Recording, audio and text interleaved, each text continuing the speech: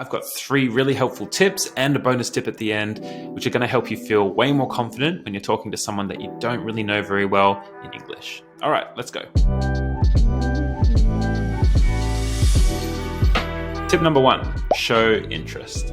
Now, this might sound a little bit strange, but it's really important to remember that in every language and every culture, there are different ways to show interest. And you're probably familiar with this when you think about English compared to your native language. So in Australia and in English, we can think about 3 things that we do to show interest very clearly. They are validating, building, and questioning. Let me give you an example. So let's say, for example, someone says to me, "I like cats." Now, to validate, we want to show the other person that we have heard what they said and that it's okay for them to say this thing. Maybe we agree, maybe we don't agree, that's okay, it doesn't really matter. As long as we validate their point by showing them that it's okay that they said this thing, all right? So one way to validate is smile, right? To nod, or to make what we call verbal sounds of agreement, such as, yeah, for sure, yeah, I see. Right? These are all different ways that we can validate someone's idea. So coming back to the example, if someone says, "I like cats," then we can say, "Yeah, great." Now, if I want to build on that idea, I might say something like, "I like cats too." We just want to take the information that they've given us and add to it. We want to build on it, okay? Because it shows them that we are interested in what they have to say and that we want to talk about this topic. The last step is to simply ask a question about that topic. So if they said, "I like cats," then I say, "Yeah, cool, I like cats too." I will now think of a question to ask them. For example, "Do you have any cats?" So I'm going to go through that one more time. The other person says, "I like cats." Then I say, "Yeah, cool, I like cats too. Do you have any cats?" In this way, we have validated their opinion, we have built on their idea, and we have also asked them a question. And doing all of these 3 things together shows real genuine interest in the topic. Now, one thing to note, in Australia, you might have heard an expression where people say, "Yeah, nah." This is your mate's shop, and you didn't want him to get away. And I think this is a really nice example of how we validate ideas before we even say that we don't agree. Now, what if you don't agree with someone? Now, that's totally fine. We can still validate their idea. So let me give you an example. If someone says, "I like cats," I might say, "Oh, really? Nice." Okay, I still validated their idea, but I didn't agree with them. After that, I might build by saying, "Oh, I'm more of a dog person."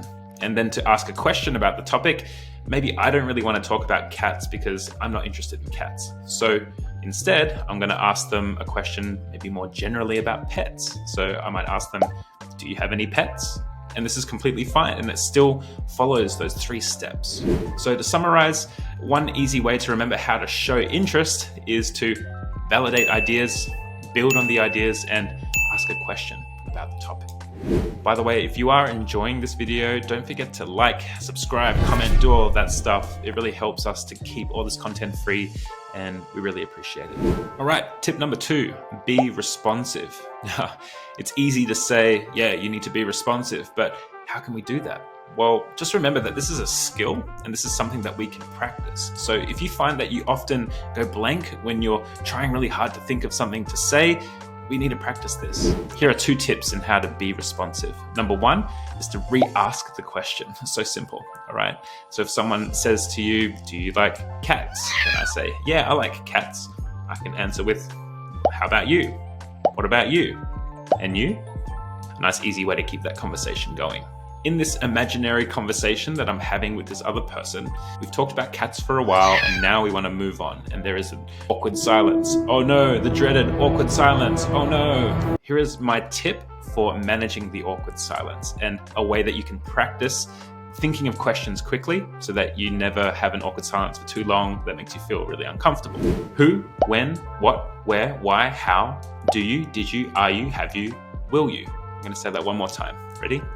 Who, when, what, where, why, how, do you, did you, are you, have you, will you? If you can remember these in the moment, it's going to give you a lot of opportunity to move and ask a slightly different question, either related to that topic or a different topic.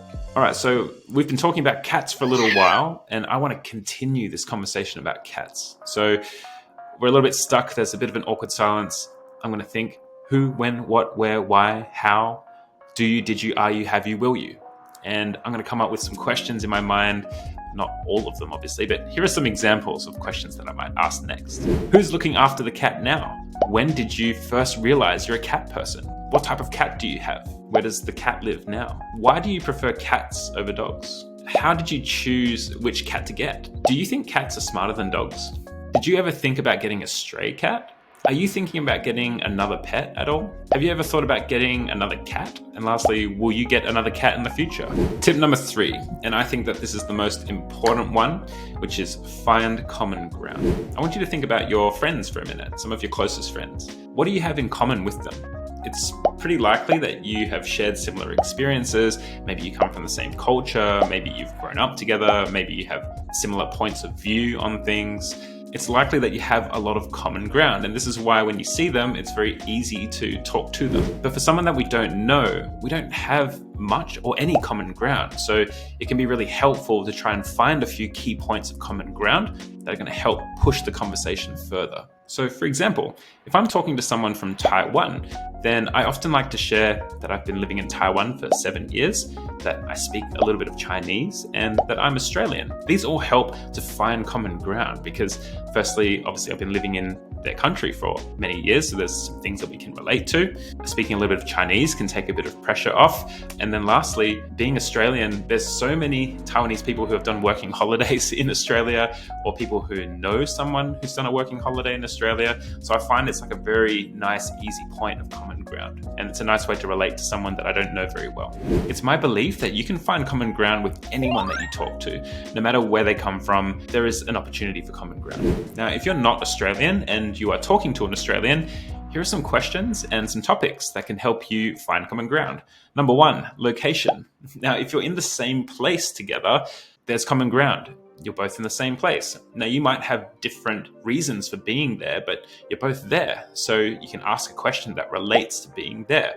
For example, so have you lived here for a long time? The next one is travel. Now, if you're not Australia, then obviously you've traveled at least to one other country.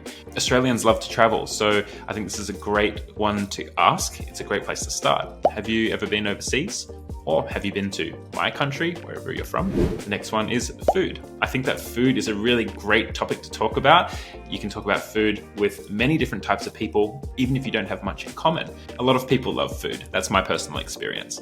So you could ask them something like, what's your favorite food? What do you like to eat around here? Remember, try to focus on things that you're actually interested in, right? Don't just try to match their interests, because if you say, hey, do you like tennis?